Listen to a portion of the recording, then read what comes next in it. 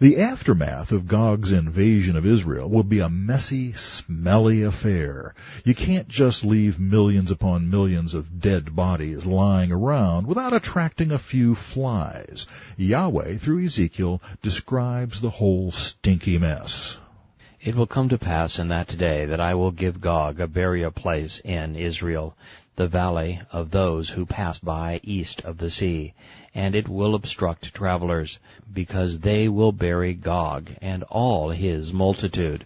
Therefore they will call it the valley of Hamon Gog, literally Gog's hordes. Ezekiel 39:11. Here we have an apparent contradiction. The Dead Sea forms the eastern border of Israel at that point, so how can the burial place be in Israel and also east of the sea? There are two possible explanations. First, remember what we covered a few pages back. The area east of the Dead Sea, that is Jordan, will be pretty much wiped out, and these lands will be owned by Israel. The residue of my people shall plunder Moab and Ammon, and the remnant of my people shall possess them. Zephaniah 2:9. So just as dead bodies were always buried outside the camp, so will the corpses of Gog and his fallen followers be taken outside for proper disposal. Maybe. The other alternative to the puzzle is that we have a translation glitch. Yes, it does happen. Although most English translations render it something like the New King James Version, the NIV gives us a variant rendering that changes its meaning 180 degrees. In the valley of those who travel east toward the sea. Although valleys leading to the Dead Sea are more numerous on the Jordanian side, there are a few likely possibilities on the rain-starved western side. My guess is that Hamon Gog could be located in one of the gorges that lead toward Beersheba, south of the Lashan, that peninsula poking out from the eastern shore, one of the most desolate spots in Israel. For 7 months the house of Israel will bury them, in order to cleanse the land. Indeed, all of the people of the land will be burying, and they will gain renown for it on the day that I am glorified, says Yahweh. They will set apart men regularly employed, with the help of a search party, to pass through the land and bury those bodies remaining on the ground, in order to cleanse it. At the end of the 7 months they will make a search. The search party will pass through the land, and when anyone sees a man's bone, he shall set up a marker by it, till the buriers have buried it in the valley of Hamon Gog. The name of the city will be Hamonah, in other words, horde. Thus they shall cleanse the land. Ezekiel 39:12-16. Clearing the land of bodies and processing the equipment and materiel Magog's armies brought with them will be a boom industry in Israel during the tribulation, and the people who do the grisly job will become folk heroes of sorts, sort of like our Fire Department of New York guys became to us in 2001. The Israelis will apparently have to build a whole new town to house the thousands of workers needed to get the job done, somewhere near the Valley of Hamon Gog. Since Gog's defeat will have given the Jews a newfound appreciation for the holiness of Yahweh, they will be scrupulous about cleansing the land, for Yahweh has declared it holy, set apart for his purposes. Every last scrap of human remains must be found and disposed of. I can imagine the search crews scouring the land for bones and body parts, noting the GPS coordinates of each and every piece they find and flagging the sites for the disposal units that will follow them. As any forensic anthropologist knows, they won't be finding whole bodies very long. In a matter of weeks, depending on the time of year, the bodies will have been reduced to skeletons. And as for you, son of man, thus says Yahweh, speak to every sort of bird and to every beast of the field. Assemble yourselves and come. Gather together from all sides to my sacrificial meal, which I am sacrificing for you. A great sacrificial meal on the mountains of Israel, that you may eat flesh and drink blood, that you shall eat the flesh of the mighty, drink the blood of the princes of the earth, of the rams and lambs, of goats and bulls, all of them fatlings of Bashan. You shall eat fat till you are full, and drink blood till you are drunk. At my sacrificial meal which I am sacrificing for you, you shall be filled at my table with horses and riders, with mighty men, and with all the men of war, says Yahweh. Ezekiel 39:17-20. Did you ever wonder why God created flies? It was for moments like this. I think the phrase, every sort of bird and every beast of the field, may refer not only to carrion birds and scavenging mammals, but also to insects and bacteria. Interestingly, the word translated bird here, or worse in the King James, feathered fowl, is tzipor, meaning hopping, from the primitive root safar, meaning to skip about. Hence, indicative not so much of vultures as little birds like sparrows, and, I believe, the insects that invariably infest a corpse within hours of death.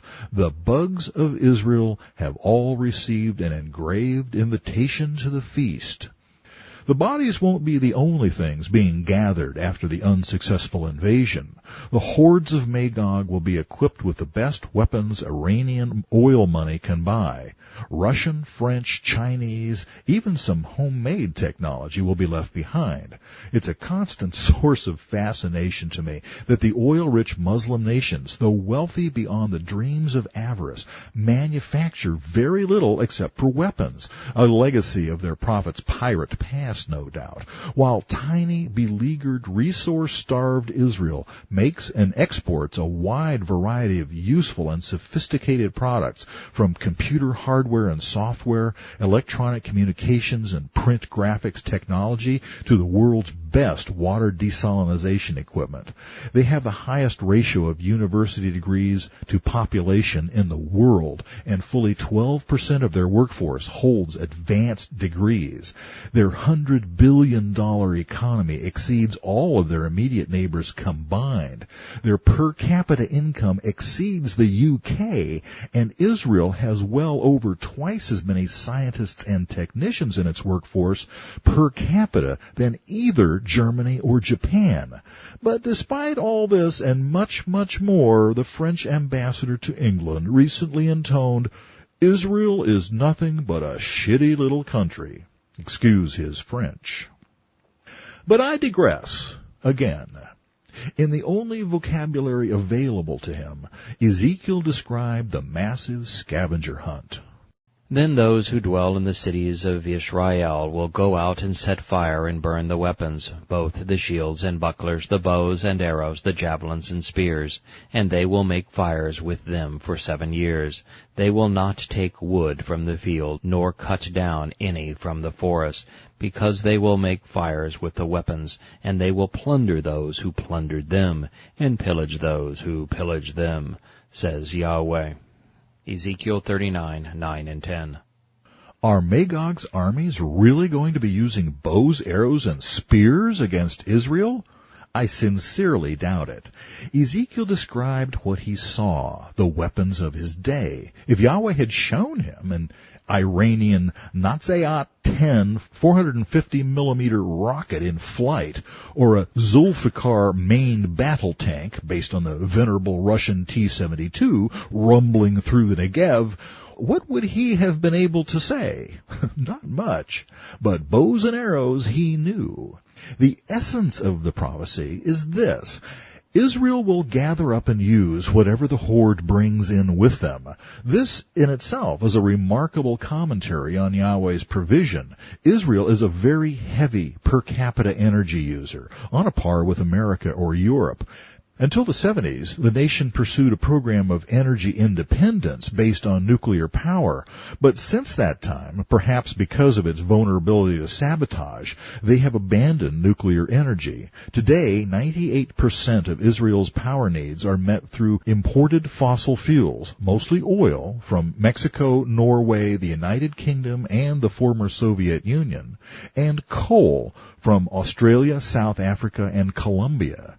Oil exploration is ongoing. There are some intriguing biblical clues no one has capitalized upon yet, and some respectable natural gas reserves have recently been discovered offshore. I mention all that to make the point that Israel has not used wood fires as its basic energy medium for quite some time. They'd have no means for burning wooden weapons for fuel, even if they had them. The stocks of AK-47 rifles, for instance, they couldn't be used to generate electricity or power a bus without some serious infrastructure changes. But the Israelis could use oil, precisely the commodity that a modern army runs on. Jet A for aircraft, diesel for tanks and trucks, gasoline for other vehicles. The Magog Federation will come well equipped with Iranian and Iraqi fuels.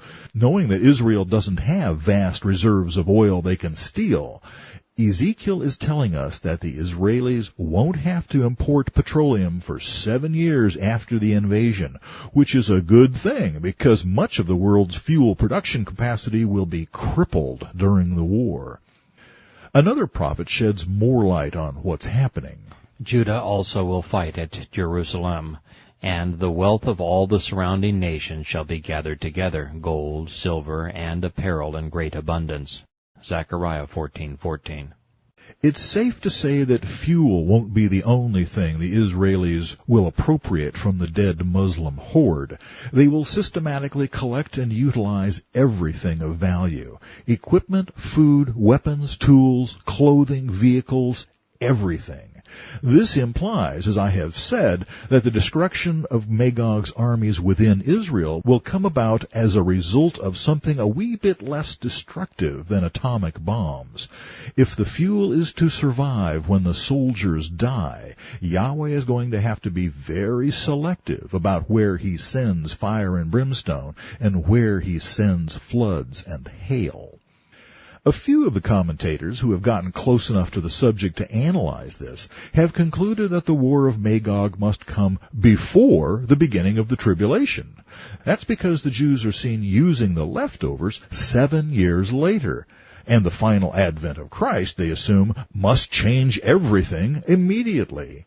I, on the other hand, because I see the Antichrist's grubby hands all over this thing, have placed World War III sometime during the first half of the tribulation, meaning, horrors, that the Israelis will still be burning the devil's gas a couple of years into Yahshua's reign.